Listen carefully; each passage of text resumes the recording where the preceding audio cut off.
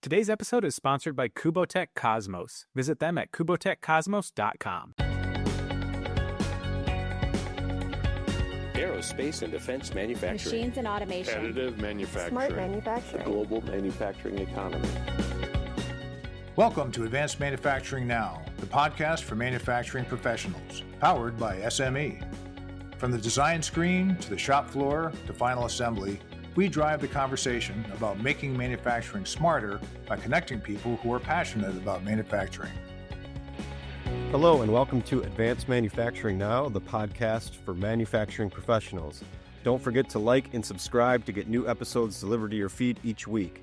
I'm David Muller, Senior Editor at SME Media, and I'll be your host today. And today we're joined by John McCullough, General Manager of Marketing at Kubotek Kosmos. John has been working in and around CAD and engineering technology since high school. He brings decades of experience and institutional knowledge to Kubotek Kosmos, where he's guided the company through new product releases and major marketing initiatives into specialized technical verticals. Thanks for joining us today, John. We're glad to have you. Thank you very much, David. It's great to be here.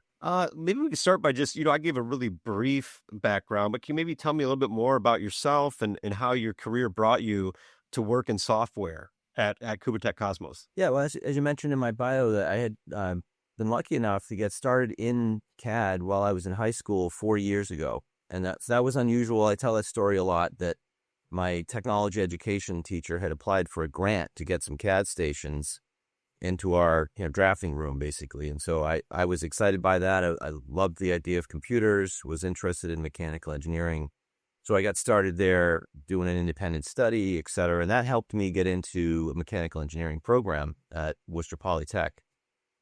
From there, I ended up finding an opportunity to get into a CAD software company. It was right along the, what I had been excited about in high school. It led directly into starting work in software development. From there, I transitioned and had roles all over the place in small CAD companies in sales and application engineering and product management, quality assurance, and now marketing. So I've had a lot of different views and perspectives on the CAD company and the issues around that transition. But to me, what's interesting is how I started this career really right at the point where digitalization of communication and process was beginning. And so I've really had this kind of 40-year view of that. The company itself that I'm working for, Kubotek Kosmos, was founded in 2003.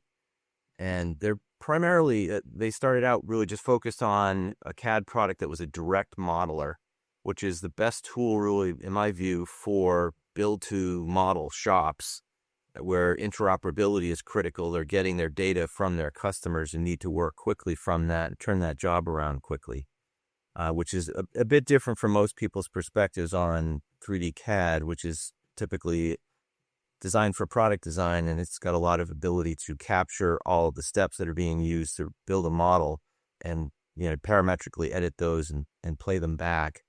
And it's a very different kind of work than most of what I've seen from the manufacturing side. But some of the lessons that Kubotek's learned in that focus on interoperability have led to a few other products. One is a data integrity tool for auditing CAD data as it flows through manufacturing. And then we've also built our own modeling kernel, which I'll talk about maybe later. Yeah, so I kind of want to back up for a minute and just because it's interesting, obviously, the changes that you must have seen over this span since, like you mentioned when you're starting out in your career, you're just seeing kind of the digitalization of CAD and CAM take off. What's been can you kind of give me like an overview of some of the biggest changes you've seen from then to now and kind of how it's evolved and morphed over the years? Yeah, it's funny when I think back on the most obvious thing, if you looked around the room, is that there was a giant PC on every desk at that point when I was getting started. And that was, the monitors were enormous. You couldn't see the people behind them. And but there was disappearing drafting tables and some people maybe are nostalgic to for the smell of ammonia from the blueprint machines, but those things were all disappearing quickly. And so I got to watch this initial phase of digitalization, which was really just to convert the processes from the table onto the computer. And, the plotters, which were huge, replaced the blueprint machine. But really the next phase was, and to me, one of the more interesting parts of it was the introduction of solid modeling and Windows as well. I mean, Windows had a big impact on standardizing user interfaces. And the solids really were, a step up from surface modeling that was being done. 3D modeling in general between surfaces and solids was a huge productivity gain. And it was a lot of fun in the early days to be able to show people how quickly that they could build 3D shapes with solid modeling capabilities.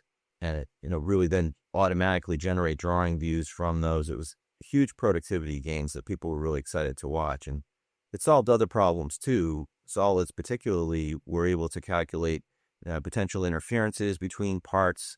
I feel like solids also really very supportive in allowing for finite element analysis, where the solid was already defined and it could be easily meshed, and it made that process more effective and became more widely used. So some of the other things I've reflected on is the nature of software in general. Of course, component libraries became part of the development of any software product, but in this engineering space, the modeling kernels were really a major enabler for that solids productivity. I could see that very clearly from my roles in a small CAD company. We relied on external technology from another company that was specialized in that kind of solids modeling. But what happened is that it's good that there was a bunch of different vendors that all had different ways of solving those problems, but their algorithms that were proprietary led to different data structures in each of these different systems. And that's ongoing problems related to communication between the systems is fundamental to those algorithms. So that's been a real challenge. Even though we do have a step file standard now, that's been widely used. It's been a big improvement, but it's still not good enough for automation, for example. I mean, complex parts, there's just little things that are different between these systems that we have to watch for carefully.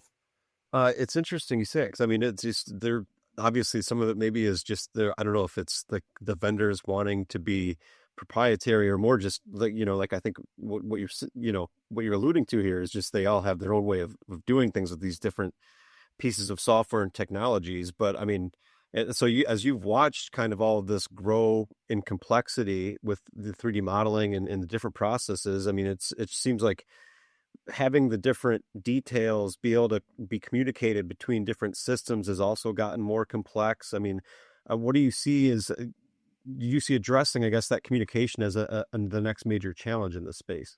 Yeah, that's what I mean, recently that's kind of been my focus on, thinking about what the challenges are for the industry overall. I do see that kind of communication is one of the key things to focus on. That's what I've been looking at. Specifically, Department of Defense has been really looking for ways to have a big leap in productivity. And what they see being able to use to do that is model-based definition. And I'll get back to that in a second. But there's a few different communication issues. One of the things I've been really running into recently, too, is this is the nature of humans. Experts get into a specific domain and silos form. And I'm realizing that some of the problems are related to that, just communication between teams. Especially what's happened is that 3D models are so productive for manufacturing. So in the design, right? So those two teams have been able to use solids extensively to improve their productivity. But then the inspection people they're at the end of this process, and they've really been left out of the conversation a lot of times in the beginning and designing a process. So those guys end up getting a drawing that is the definition of the part. And this is kind of the fundamental issues that we're seeing, is that we have this big disconnect between the design team and the manufacturing team who are operating on a solid model. Specifically, manufacturing will get a package often that has the 2D drawing as, here's the legal definition of what you need to build. And then they'll get a 3D model, which is actually how they get their work done. And there's a risk there that you get two data sets that should be exactly the same, but may not be. And that's where problems come in. And then you've got the inspection people who are using the drawing and often actually re-entering data from the drawing into their systems. So these are the things that we're really trying to tackle. And the best description I've heard for that is to think of it as a digital thread, that what we really want is for one set of data to flow through all of these teams, and it's just not happening yet. So the best options we have for that is called model-based definition. And when I say not happening, I mean widely. There are examples of people using this model-based definition process to do exactly what we're describing. So I'm optimistic that this can be applied to a larger number of people. What has to be done to kind of bring that in? Because I just to make sure that for myself and the listening audience, you're talking about like where you have at a basic level, you have a 3D model that a team is working on, or let's call it a company is working on. They have different teams that need to access and move that project along, and it's just there's different data sets for, like you said, the engineers actually maybe building the model, the people that are worried about the different regulations that might be involved and that kind of thing. And it's just disparate information in different silos. And that's the challenge is bringing that all together as the workflow, continues on the project. Right. Yeah. So that, the idea that we can throw things over the wall essentially to the other silo, that's been I think there's a dream of, if I define exactly what I, mean, then everything's packaged up. And that really is the goal, I suppose, of the drawing. And it's the goal of any definition, that you need to be able to have a complete definition of what you needed, right? And it's got to be unambiguous. So, we've been using drawings for that for the entire history of manufacturing. And so this change here, I was reflecting on how I've been in this industry since the beginning of digitalization. We started with drawings on computers, added solids as a supplemental piece of information. And the next transition is really trying to find a way to use solids as the primary definition. And we need to attach the tolerances onto that model. And that actually is going relatively well. We're finding ways to standardize that. Some of the other issues of each of these proprietary systems has their own set of attributes that they attach to the models and things like that. That's been the trickier part for vendors like us to handle all the different ways that that's being done and get the data to stay with the model and be able to be used downstream.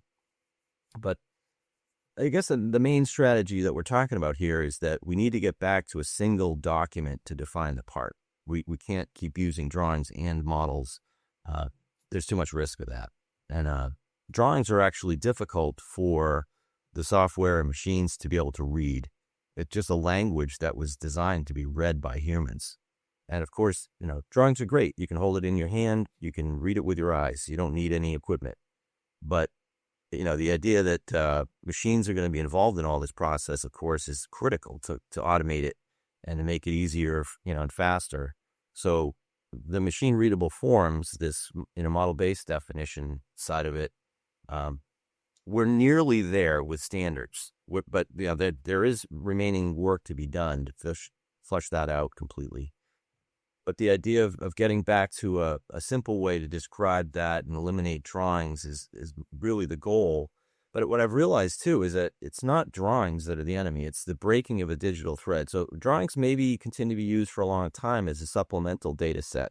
And when you say it's a matter of getting those machine readable ready, are you talking about, so maybe machine learning or even AI could be applied to kind of streamline some of the data? Well, there's some real difficulties in trying to use AI for that particular process. And so this is something I've been reflecting on, that it's difficult to train AI on the language of geometric modeling and geometric tolerancing because there's a lack of available data sets. Generally, these are data sets, that the people that are using this sophisticated system to define their models now are primarily in the aerospace industry and defense industry. They're really the more advanced users of this approach, and their data sets are not public. And so unlike, large language models that AI has been able to be trained on and just, hey, go read the internet, that's enormously helpful for that strategy for AI. There's just not a data set for it to be able to do that. So as AI could understand the language of geometric tolerancing and really be an aid to train people, we can't do that because we don't have the data for it. So there is another impact though of AI, and it's very consequential. Like let me back up a second to talk about one of the things that's happening that's most interesting to me is Lockheed Martin produced a document last year called the Model-Based Enterprise Playbook for Suppliers. It's very readable, and really the intended audience for this document is machine shop owners that are suppliers to Lockheed Martin. And they explain why they're transitioning to become a model-based enterprise. And really, I look at it as it's the DoD that's pushing them towards that. But there's also an economic model. There was a study by Deloitte that really helps explain these big savings across the engineering effort in time to using this process, right? So the thing that Lockheed is excited by is that if they can do this model-based definition and they can share these down through their suppliers, now they can actually link all the data on their suppliers' systems and machines. Most interesting, for example, is the coordinate measuring machine data for inspection that, when the supplier captures that at the end of their process to say, okay, this part's good, they can get all that precise point data back up through the system, through these interoperability file formats to the Lockheed. And Lockheed can build the database of all of this information and crawl through that with AI. So they want the inspection data. They want the MT Connect data also that's being used to drive the machines. And that's a very unusual thing for these suppliers. They're not just providing the part, they're providing the data sets that are related to how that part was manufactured and the conditions at that moment. And that requires them to be able to have a clear link all the way through this digital thread so that it goes down to the specific hole and is that numbered in a unique way so that any of their inspection data can be linked to that. And also any other suppliers that make that same part, they have to have the exact same unique identifiers to link their data back so that it can be used by AI. So as much as AI is not having an impact immediately on the way that, other industries are seeing, there are sort of structural things that are happening with AI that are interesting. Is there any resistance from suppliers at all with this kind of thing or not necessarily? Well, I mean, I look at suppliers that, they're competing against each other for work. So if there's a requirement that they change their process, the ones that do that first are at a competitive advantage. And, so there is some resistance. Obviously, there are some people that, I see people who are hoping that they can retire before this big, next wave of change occurs. They're really wanting to hang on to their drawings. But in the long run, this change is going to happen. It will take some time. So I don't know that there's really resistance. I think that the suppliers are mostly concerned that if they make investments, is that going to really pay off for them? Is this serious? Or is there going to just be more delay? And that if they are investing in that early phase to try to get a competitive advantage, will it pay out? So that there's a hesitancy, maybe, not so much a resistance. Yeah. And I mean, obviously you would see this as something that's worth the investment at this point, right? I mean, this is the way things are going anyway. So it's one of those situations where you either adapt or you go by the wayside. That's true. I mean, but I think it depends on what industry they're working in, right? We're seeing this a lot in aerospace. And, even that another government agency, the FAA, has been pushing for better process around data integrity across manufacturing for aircraft manufactured parts. They will often put a requirement in the supplier agreements that says you have to double check your work products at each stage. So if you're using your own software for CAM or for CMM programming, every time you put it into a new product like that, you're changing the data set most likely, and you have to double check that. So those kind of things, there's a maturity that's been developing in the aerospace industry that will be maybe slow to go to other industries if there's not a DoD, large entity like that can have the clout to push that kind of change. So as much as there's an economic model for doing this, it may take a while in other industries. So I can see where, people might be hesitant. They're like, oh, I'm not seeing this from, in the automotive industry, for example, if they're continuing to see drawings sent to them as the spec of what they need to build, it may cause them to be hesitant. But overall, there's benefits for any of the suppliers. All of their quality and their productivity, et cetera, can be improved by using these techniques. Yeah. Just makes things, more streamlined, more accurate, quicker. So now let's change perspective a little bit. I'm a small or medium-sized shop. What can I do to prepare for some of these, current ongoing changes in how 3D engineering and manufacturing data is shared, and the future changes that we're talking about? Well, I mean, obviously the first step is educate themselves about model-based definition, but and they can evaluate their software, their processes. To me, what I would recommend that they're looking at is ways to eliminate breaks in that digital thread. And that's really over-reliance on drawings and these silos that I mentioned already. If they look at their process and try to improve those things, they'll be ready more, sooner than maybe their competitors are. The one thing that I feel like is missing in a lot of cases is a really strong understanding of geometric dimensioning and tolerancing. And this is a very standard language that is published by the American Society of American Society of Mechanical Engineers as ANSI Y14.5. It's been used for decades on 2D drawings. This is transitioning as a key part of the model-based definition, and these annotations are attached to the 3D model. Generally, the people in manufacturing organizations that understand these tolerances the best are the inspectors. And having a better understanding across the whole organization is going to be important.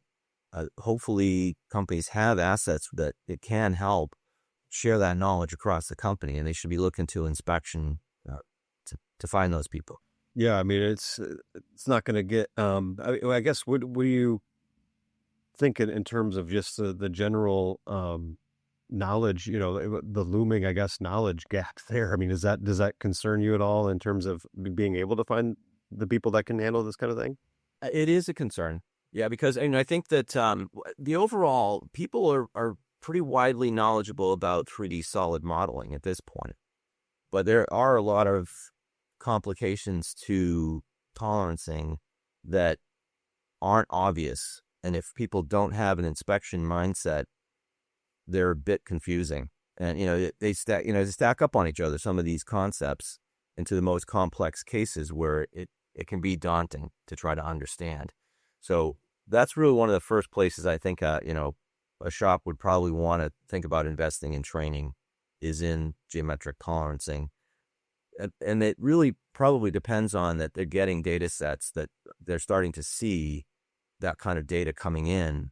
And when that happens, it's time to start getting everybody thoroughly understanding the implications of that change in language. I mean, in some cases, for myself included, I started in drafting using plus-minus tolerancing and never really got the training on GD&T. I've been to some advanced classes just from a market research perspective to try to understand it. And it is a complicated enough topic that it does require some development. But obviously worth the investment for firms. Well, John, I want to thank you for sharing your knowledge, your institutional knowledge of this space. It's been great talking to you today. Thanks for joining us. Thank you very much, David. Hey, if listeners want to learn more about Kubotek Kosmos, where should they go? Well, so we have a website that's the best place to get started about, learning about our company. The URL has got a lot of K's in it. That's right. I got it in front of me. It's KUBOTEKKOSMOS.com. Yes, that's correct, David. Thank you. Thanks again. And meanwhile, to learn more about the latest manufacturing trends and to hear more podcasts, don't forget to like and subscribe to our podcast feed here. And to stay up to date about what's happening in manufacturing today and hear more podcasts, you can visit us at advancedmanufacturing.org.